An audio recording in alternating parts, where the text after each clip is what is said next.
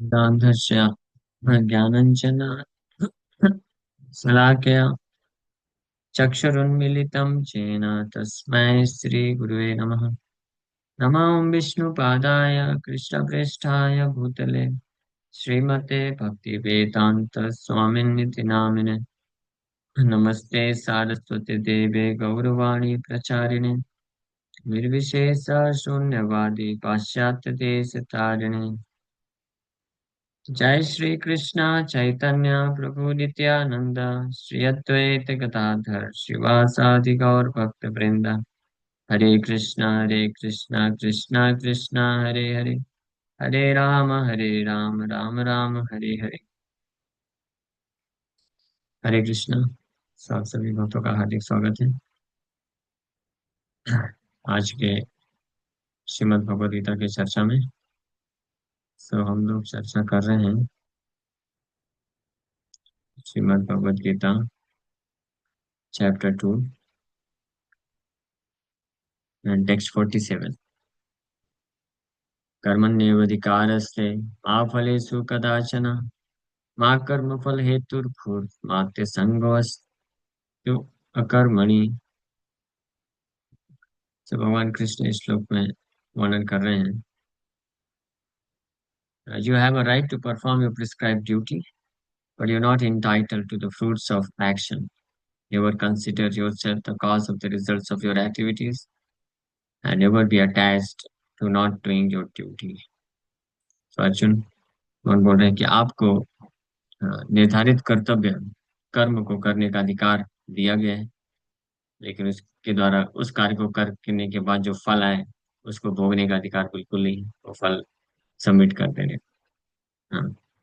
Just like किसी company में कोई जब नया नया एम्प्लॉय आता है तो उसको बताया जाता है कि आपका ये कर्मण्य अधिकार अस्ति, ये आपका प्रोफाइल है, आपके ये कर्तव्य है। तो वो अधिकार उसको दिया जाता है करने के लिए, कुछ फैसिलिटी दी जाएगी, कंपनी में एक्सेस दिया जाएगा। हाँ। हाँ, लेकिन उसके बाद उसका जो फल आएगा वो किसके पास जाएगा? वो कंपनी के प्रॉफिट में जाएगा, उस व्यक्ति को थोड़ी ना मिलेगा।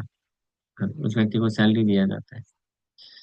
लेकिन यहाँ भगवान के केस में, हमारे केस में क्या है कि हम एक्चुअली में सैलरी के भी इंटाइटल नहीं है। कि उस कंपनी वाले केस में तो वो जो व्यक्ति अपना बुद्धि लगा रहा है, अपना टाइम दे रहा है, तो वो उसका खुद का हुआ, तो उसके बदले में उसको कंपनी उससे प्रॉफिट लेकर के कुछ सैलरी दे देती है। बट हमारे केस में हमको भगवान कार्य करने के लिए अधिकार भी देते हैं, और इस कार्य को करने के लिए शरीर इंद्रियां भी दिए हैं, ये मन बुद्धि भी दिए हैं, ज्ञान नॉलेज भी देते हैं, और फैसिलिटी भी देते हैं। और फिर उस कार्य को करने के पश्चात फल भी भगवान देते हैं, ताकि उस फल को लेकर के हम भगवान को वापस सबमिट कर दें।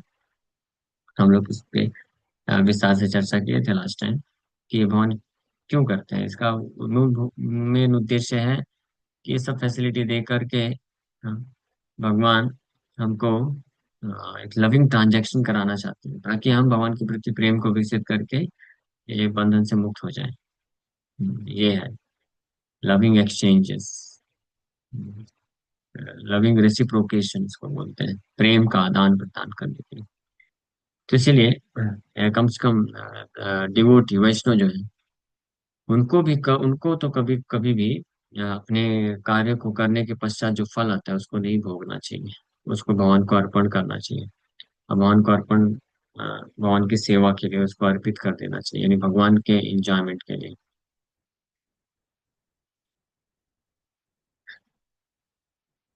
हाँ। सो और साथ ही साथ में अब जो दूसरे ये दो लाइन हम लोग लास्ट कल चर्चा किए थे, नेक्स्ट 2 लाइन में हम एक और ये भी चीज बोल रहे हैं कि माँ कर्म फल हेतु माँ फलेषु कदाचन, कि आपका अधिकार नहीं है फल पे, but you are not entitled to the fruits of action, इसलिए never consider yourself the cause of the results of your activities. क्यों अधिकार नहीं है? ये तीसरा लाइन है, माँ कर्म फल हेतु, अपने आप को कर्म फल का हेतु मत समझो। Do not consider yourself to be the cause of the result of your action.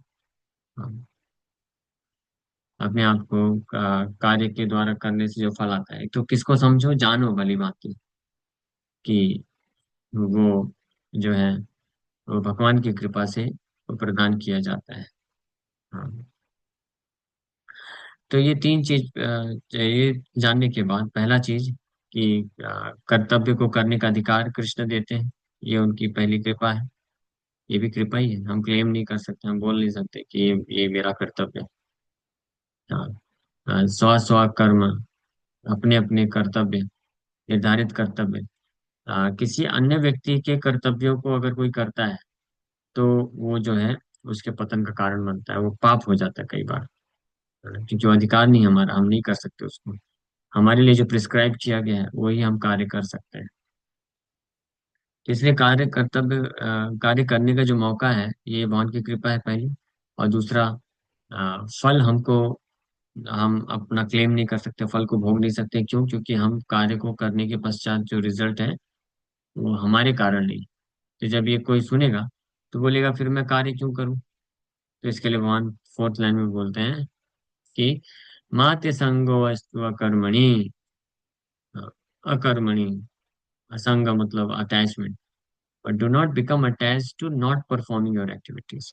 ये सोच करके कि मैं तो फल मतलब मैं तो कार्य कर नहीं सकता हूँ, और दूसरा जो फल मिलता है उसको मैं भोग नहीं सकता हूँ, मेरे लिए नहीं है, तो भला मैं फिर क्यों करूँ। इस संसार में यही है ना। मान लीजिए कोई व्यक्ति बोले आपको कि आप ये कार्य करो, लेकिन उसका फल मुझे दे दो, तो कौन करना चाहेगा ऐसा कार्य? कोई करेगा?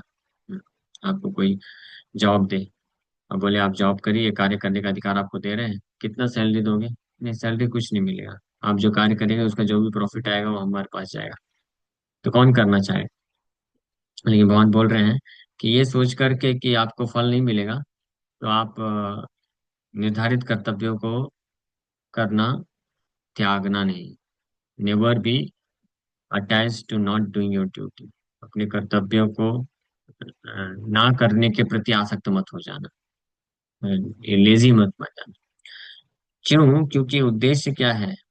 उद्देश्य हम ऑलरेडी एक्चुअली चर्चा कर चुके हैं, लेकिन यहाँ पे भगवान जब ये बोल रहे हैं कि never be attach to not doing your duty, अपने कर्तव्य को ना करने से आसक्त मत हो जाओ, मतलब अपने कर्तव्य को अवहेलना मत करो। तो ये भगवान बताना चाह रहे हैं कि कर्तव्य करने के लिए आपको दिया गया है, इसका उद्देश्य फल प्राप्त करके भोग करना नहीं है।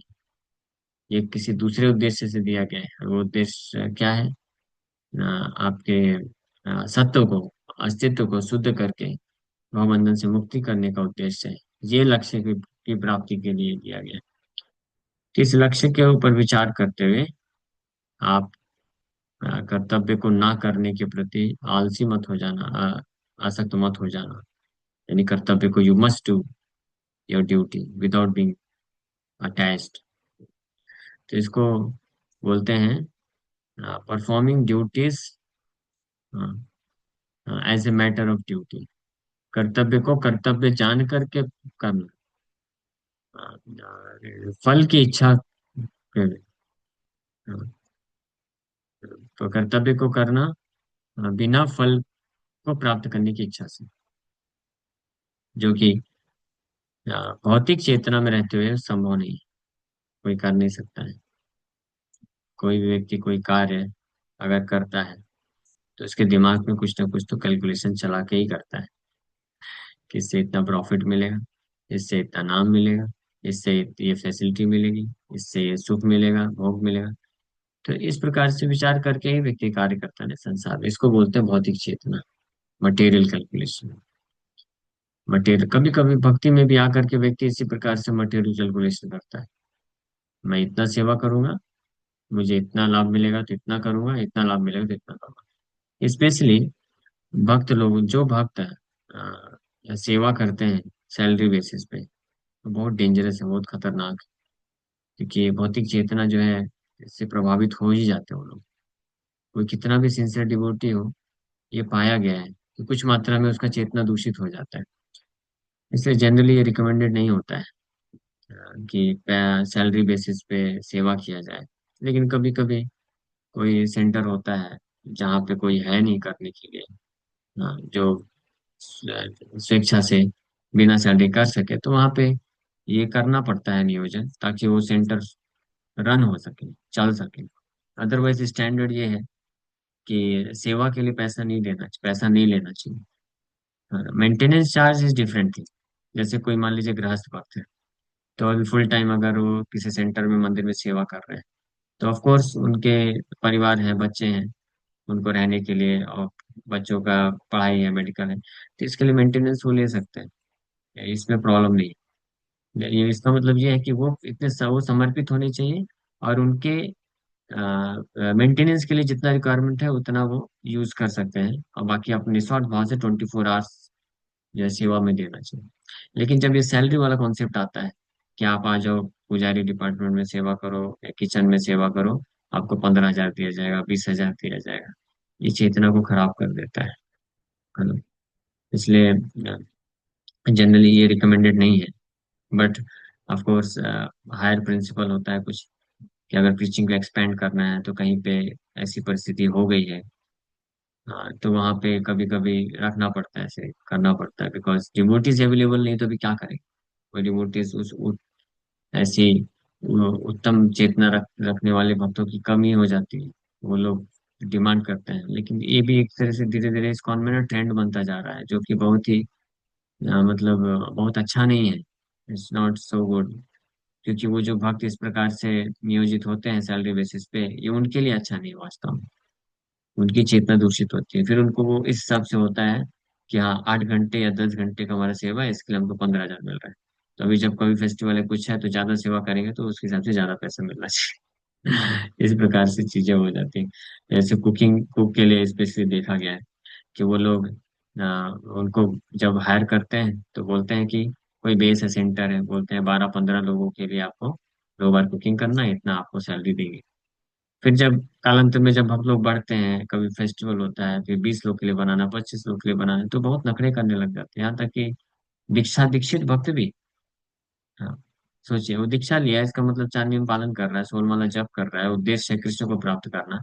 और अभी जो है गुरु की सेवा के लिए और कृष्ण की सेवा के लिए पैसा डिमांड करते हैं। क्यों? चेतना खराब हो गई, सैलरी बेसिस पे है। मेरे को 15 लोग का कुकिंग करने के लिए 10,000, 12,000, 15,000 में रखा था। अभी 25 लोग का कुकिंग करा रहे हैं तो 20,000, 25,000 देना चाहिए। ऐसा चेतना हो जाता है कभी कभी। हाँ, तो ये चेतना बेकार है। तो भगवान वही चीज मना कर रहे हैं यहाँ पे। बोल रहे हैं कि फल को, you are not entitled to the fruits. फल को ध्यान में रख करके आप मत करो कर्तव्य। हाँ, तो फिर मैं क्यों करूँ? तो भगवान बोल रहे do not be attach to not doing your duty. अपने कर्तव्य को ना करने के प्रति भी आसक्त मत हो जाओ, करो। ये कर्तव्य आपको मिला, ये सेवा मिला है आपको, गुरु और कृष्ण की सेवा आपको दी गई है, यही सौभाग्य है। इससे आप अपने आप को सारे दुखों से, बंधन से मुक्त कर पाओगे। और फल को सोच करके अगर करोगे तो फिर फल बंधन हो गया, फिर वो तो सेवा नहीं रहेगा एक्चुअली। ये हमको ध्यान रखना चाहिए।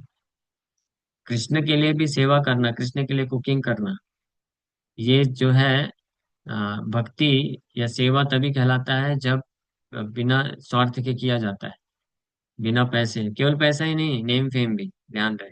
अगर कोई व्यक्ति केवल इसलिए प्रचार कर रहा है, इसलिए सेंटर बना रहा है, या इसलिए सेवा कर रहा है ताकि मेरा नाम होना चाहिए, ख्याति होना चाहिए, वो भी तो एक तरह का सैलरी ही हुआ है ना। वो भी तो हो गया ना ट्रांजैक्शन। उसको कर्म बोलते हैं, पुण्य हो गया, फिर वो बिजनेस ट्रांजैक्शन हो गया। दैट इज नॉट शुद्ध भक्ति। वो वास्तव में भक्ति या सेवा रह नहीं गया। लेकिन जब कोई भक्त बिना किसी प्रकार के भौतिक लाभ, चाहे वो धन संपत्ति के रूप में हो, या सुख सुविधा के रूप में हो, या नेम फेम के रूप में हो, इस इच्छा को साइड रखते हुए केवल कृष्ण का सेवा है, गुरु का सेवा है, ये समझ करके जब करता है, उसको शुद्ध भक्ति बोलते हैं। और ये करने से उसको धन संपत्ति, सुख सुविधा, नेम फेम मिल सकता है, वो प्रॉब्लम नहीं है। और उसको वो स्वीकार करके कृष्ण की सेवा के लिए इस्तेमाल कर सकता है, that is not the problem. है ना? जस्ट लाइक मैंने एग्जाम्पल दिया कि कोई व्यक्ति है, चाहे गृहस्थ हो या ब्रह्मचारी, जैसे हम लोग ब्रह्मचारी, तो हम लोग सेवा करते हैं, तो हमको भी तो पैसे दिए जाते हैं ना मेंटेनेंस करने के लिए। कभी ट्रेवल करना है कहीं पे, तो उसका जो एक्सपेंसेस है, फिर कपड़े हैं, फिर खाने का है फैसिलिटी, और मेडिकल फैसिलिटी, तो खर्चा तो किया जाता है। हाँ, लेकिन हम ऐसे सैलरी बेसिस पे नहीं लेते हैं कि हम आप इधर सेवा कर रहे हैं, 8 घंटे सेवा करेंगे, आप हमको 20,000 दो, 25,000 दो। फिर ऐसे फिर दूसरे, ये वही चीज हो जाएगी जैसे बाहर लोग अप्लाई करते हैं, एक कंपनी से दूसरी कंपनी स्विच करते हैं, तो ऐसे ही कुछ वक्त लोग होते हैं कि इसकॉन से दूसरे इसकॉन स्विच करते रहते हैं। तो सेवा किधर हुआ? यहाँ पे तुमको कितना मिल रहा है? 15,000 दे रहे हैं। अच्छा, वहां पे 20,000 मिल रहा है, ठीक है मैं आता हूँ उधर। इधर से छोड़ के उधर भाग जाता है। तो ये क्या हुआ?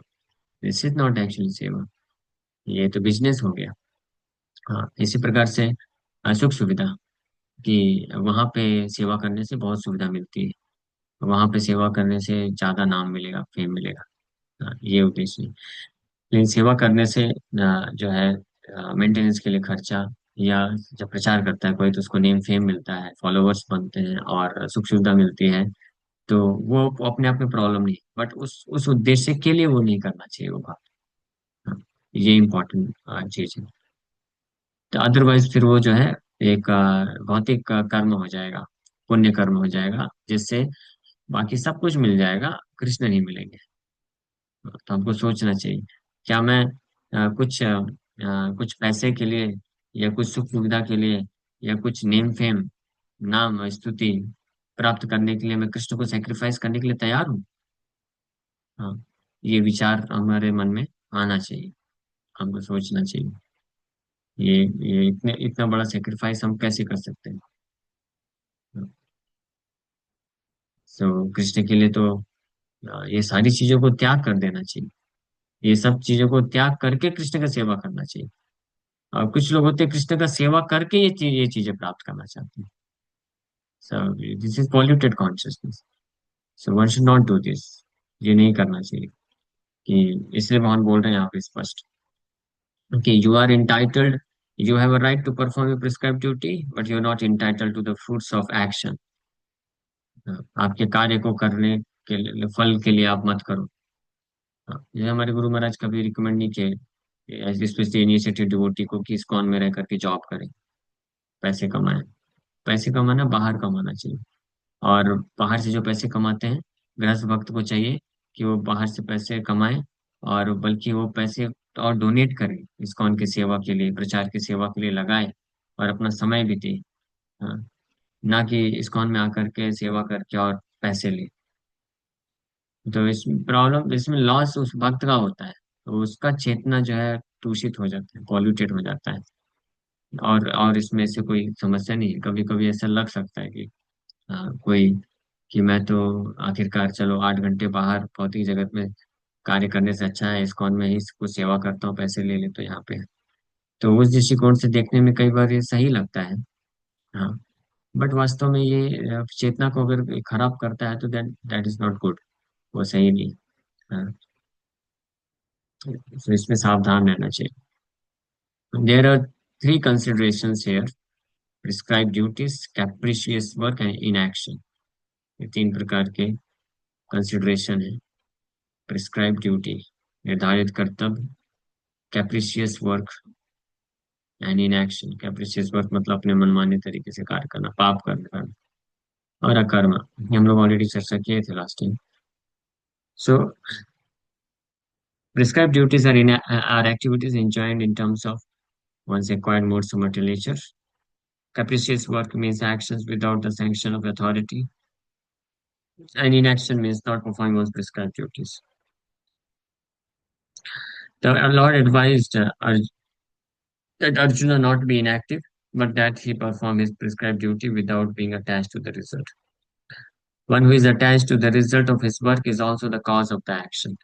Thus, he is the enjoyer or sufferer of the result of such action. जो कार्य के फल से अगर आसक्त होता है और उसको स्वीकार करने की इच्छा से, उसको प्राप्त करने की इच्छा से कार्य करता है, तो फिर उसको कर्म बंधन में फंसता है, तो उसका फिर उसको परिणाम लेने के लिए फिर से जन्म लेना पड़ता है, या तो एंजॉयर या सफरर बनेगा। As far as prescribed duties are concerned, they can be fitted into three subdivisions, namely routine work, emergency work, and desired activities. Now, routine work performed as an obligation in terms of the scripture injunctions without desire for results is action in the mode of goodness. Work with results becomes the cause of bondage. Therefore, such work is not auspicious. Everyone has proprietary right in regard to prescribed duties, but should act without attachment to the result. Such disinterested obligatory duties doubtlessly lead one to the path of liberation. Such disinterested obligatory duties, an interest फल को प्राप्त करने के इच्छा को त्याग कर देना चाहिए, डिसइंटरेस्ट होना चाहिए अपने भौतिक संसार के कर्तव्यों को करने करते वक्त। अपने जो सगे संबंधी और फैमिली रिलेशन से रिस्पॉन्सिबिलिटीज होती है, इसको हृदय के साथ नहीं करना चाहिए। इस भौतिक संसार में क्या बताते हैं, उल्टा बताते हैं। बोलते हैं बेटा, आप कर्तव्यों का पालन करो, हृदय देकर करो। हाँ, ये जो सेवा है, मातृ सेवा, पितृ सेवा, भातृ सेवा, समाज सेवा, देश सेवा, देवता सेवा, पितृ सेवा, ये सारे सेवा को हृदय के साथ करो, इसी को बढ़ावा दिया जाता है। बट कृष्ण बोलते हैं नहीं, इसमें डिसइंटरेस्टेड होकर के करो, करो करना है, कर्तव्य है तो करना है, लेकिन इसमें इंटरेस्ट मत लगाओ, मतलब हृदय मत दो उधर पे। हृदय कृष्ण के पास देना चाहिए। ऐसे इस प्रकार से जब कोई करता है तो डाउटलेसली, निश्चित रूप में बिना संदेह कि वो व्यक्ति मुक्ति के मार्ग में आ जाता है। लेकिन जो बहुत इंटरेस्ट हृदय के साथ सारे भौतिक कर्तव्य को करता है ना, हृदय देख करके यानी आसक्त होकर के, विथ अफेक्शन, हाँ, तो निश्चित रूप में वो फिर फंसता है बंधन में। तो इस प्रकार से इंजंक्शन है कि जो स्क्रिप्चुरल इंजंक्शन है, कर्तव्य है, प्रिस्क्राइब ड्यूटीज का भी पालन, भौतिक कर्तव्य की बात की जा रही है यहाँ पे, उनका पालन जो है बिना फल के इच्छा के करना चाहिए। तब वो कुछ प्रकार का कार्य जो होता है सतोगुण में होता कहलाता है। Arjun was therefore advised by the Lord to fight as a matter of duty without attachment to the result। इसलिए अर्जुन को भगवान शिक्षा दे रहे हैं कि बिना फल की आसक्ति के, as a matter of duty, कर्तव्य जान करके करो। His non participation in the battle is another side of attachment. ये युद्ध ना करना, ये भी एक आसक्ति का ही एक दूसरा रूप है, क्योंकि आसक्ति है अपने सगे संबंधियों को जीवित रखना चाहता है अर्जुन। तो इस आसक्ति के कारण अर्जुन जो है he was becoming attach to not performing his activities, जो भगवान श्लोक में बोले कि ऐसा नहीं करना है। Never be attach to not doing your duties. हाँ, माँ माँ ते संगा अस्तु अकर्मणि, माँ ते संगा अस्तु अकर्मणि। Such attachment never leads one to the path of salvation। इस प्रकार की आसक्ति से किया हुआ कार्य या आसक्ति के कारण त्यागा हुआ कार्य व्यक्ति को कभी मुक्ति के मार्ग में नहीं ले जा पाता है। ये ध्यान रखना चाहिए। केवल भौतिक कर्तव्यों को त्याग करने से व्यक्ति मुक्ति प्राप्त करेगा ऐसा नहीं है। हाँ, अगर वो फल से आसक्त होकर के होने के कारण भौतिक कर्तव्यों को त्याग रहा है तो भी बंधन में फंसेगा।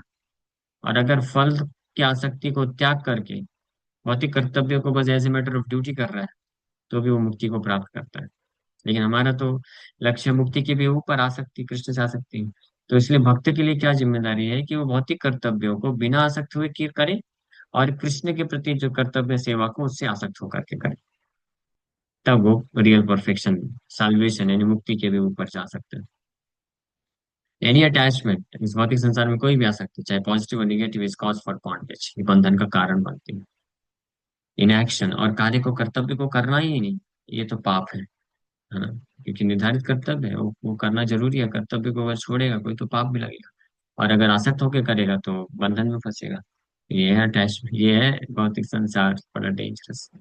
ना तो छोड़ सकते हैं ना तो कर सकते हैं। करेगा तो बंधन में फंसेगा, और छोड़ेगा तो पाप लगेगा। इसलिए उपाय क्या है, बिना आसक्ति के करना चाहिए। लेकिन बिना आसक्ति के कौन कर सकता है, जो कृष्ण से आसक्त होगा वही कर सकता है, अदरवाइज पॉसिबल नहीं। Therefore, fighting as a matter of duty was the only auspicious path of salvation for Arjuna। भगवान इस श्लोक में वर्णन।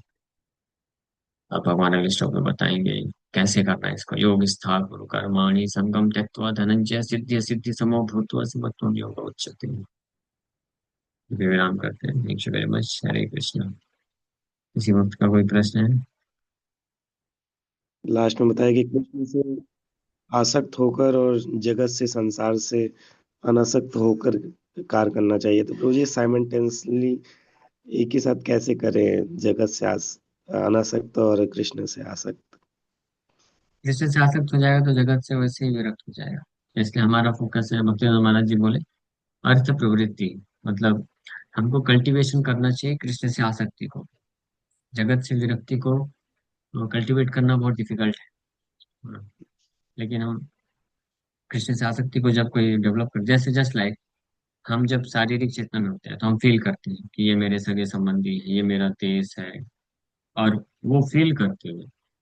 हम उनके प्रति कर्तव्य को करते हैं। लेकिन जब कोई व्यक्ति ये जान जाएगा कि मेरा वास्तविक संबंध तो कृष्ण के साथ है, मैं कृष्ण का दास हूँ। हाँ ये ठीक है, सगे संबंधी इस जन्म में है, कोई आए, कोई माँ बाप बन गए, कोई बच्चे बन गए, कोई पति पत्नी बन गए, लेकिन ये सब मेरे वास्तविक संबंधी नहीं है। तो ठीक है, इनके प्रति जो कर्तव्य है वो कर देना चाहिए। और उनको भी कृष्ण से संबंधित देख करके करना चाहिए। तो कृष्ण के प्रति आसक्ति रहेगी। जैसे वैष्णव सेवा इसको बोलते हैं, कि कोई वैष्णव है तो उसका हृदय से सेवा करना, ये जानते हुए कि ये कृष्ण का भक्त है, कृष्ण का है, इसलिए इम्पोर्टेंट है। मेरा है इसलिए इम्पोर्टेंट है समझ के करेंगे तो बंधन में फंसेंगे। हाँ, जैसे कोई फैमिली में है, हस्बैंड वाइफ है, बच्चे हैं, तो कोई अपने अपने बच्चों का पालन पोषण करता है ये सोचकर कि मेरे बच्चे हैं, तो निश्चित रूप में वो बंधन में फंसेगा। लेकिन अगर जानेगा कि ये कृष्ण के द्वारा भेजे गए कृष्ण के भक्त हैं, कृष्ण के दास हैं, और मैं भी कृष्ण का दास हूँ, तो ये कृष्ण के हैं इसलिए इनको ऐसे पालन पोषण करना ताकि कृष्ण के ही बन सके। हाँ, इस भावना से उनको अपना ना समझते हुए, अपना, हाँ, अपना पुत्र, अपना बच्चा, अपना पति, अपना वाइफ, अपने माँ बाप, ये समझते हुए ना करके उनको कृष्ण का समझते हुए करता है कोई, उनका हृदय से सेवा कर सकते हैं प्रेम से, इसमें कोई प्रॉब्लम नहीं है। लेकिन कॉन्शियसनेस क्या होना चाहिए, तब व्यक्ति फिर बंधन में नहीं फंसता है। और इस तरीके से फिर प्रश्न ही नहीं उठता कि वो आसक्त हो जाए। लेकिन जो मायावादी होते हैं इसलिए उनको त्यागना पड़ता है, क्योंकि उनके लिए पॉसिबल ही नहीं, क्योंकि कृष्ण को स्वीकार किया नहीं। और अगर भौतिक संसार में रहेंगे तो भौतिक कार्य करेंगे किसी के प्रति, तो आसक्ति तो आ ही जाएगी, इसलिए वो लोग त्याग देते हैं। इस प्रकार का जो त्याग है, इनएक्शन है, वो भी जो है कंडेम किया गया है, बिना भगवत आसक्ति के। भगवत भक्ति हीनस्य जाति मंत्र तपस्त, अप्राणस्येव देहस्य मंडनम लोकरंजन। भगवत भक्ति हीन जो है, जाति मंत्र तपा, ये सब क्या है, decoration of a dead body, मेरे शरीर के डेकोरेशन के समान है, यूजलेस उसको बोला जाता है। ठीक है। ओके प्रभु जी। एक और प्रश्न था प्रभु जी। हाँ अ, पूछिए। जैसे बोला प्रभु जी आपने कि लक्ष्मी नहीं लेना चाहिए सेंटर में सेवा करते समय, और जैसे आपने उदाहरण दिया कि मतलब गृहस्थ जो होते हैं तो उनको लक्ष्मी देना चाहिए सेंटर की सेवा में भी। और हाँ, मुझे एक प्रश्न ऐसा था कि मतलब अगर कोई स्टूडेंट लाइफ में है और उसको जॉब लग गया है, तो क्या उसका मतलब सेंटर में सारी लक्ष्मी देना चाहिए, मतलब उसको कैसा देना चाहिए? सारी दे सके तो बेस्ट है। सारी नहीं दे सकता है तो कुछ परसेंटेज दे। हमारे गुरु महाराज जब जॉब करते थे तो 100% सैलरी देते थे प्रभुपाद जी के पास लाके। फिर प्रभुपाद जी उसमें से निकाल के प्रसाद के रूप में देते थे, ये लो इससे अपना कुछ घर में भी भेज दो। जब महाराज गृहस्थ भी थे तब भी, हाँ, और जब जॉब कर तब भी। लेकिन हर कोई इस स्तर का समर्पण नहीं कर पाएगा, तो ठीक है, जितना कर सकता है उतना करना चाहिए। एटलीस्ट रूप सनातन गोस्वामी के एग्जाम्पल से प्रभुपाद जी बोलते हैं कि कम से कम 50% देना चाहिए। लेकिन आज की स्थिति ऐसी हो गई है कि 50% में कहाँ चलेगा गृहस्थ भक्तों का घर। तो इसलिए फिर वो जितना दे सके, 10%, 20%। So it's not just money बाइस, कैसा नहीं है कि पैसा ठीक है, अभी पैसा नहीं है, नहीं कर सकते उतना, किसी का इतना ही सैलरी है कि केवल अपने घर का पालन पोषण कर सकता है, तो उसको नहीं दे पा रहा, तो नहीं नहीं दे, कोई दिक्कत नहीं। तो उसको फिर अपना समय देना चाहिए, एनर्जी देना चाहिए, उस प्रकार से सेवा करना चाहिए, कुछ तो देना चाहिए ना। धन तो सबसे जो है तुच्छ वस्तु है देने के मामले में। उससे श्रेष्ठ होता है अपना तन देना चाहिए, शरीर लगाना चाहिए, आके सेवा करना चाहिए, समय देना चाहिए। और उससे भी श्रेष्ठ अपना मन देना चाहिए, मन लगाना।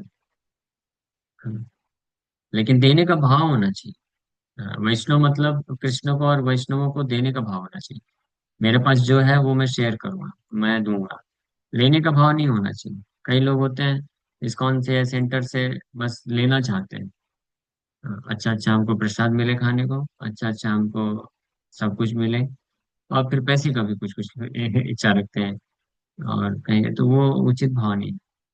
हमको जब हम जितना हम देते हैं कृष्ण की सेवा के लिए, मिशन के लिए, उतना हम कृष्ण को प्राप्त कर सकते हैं।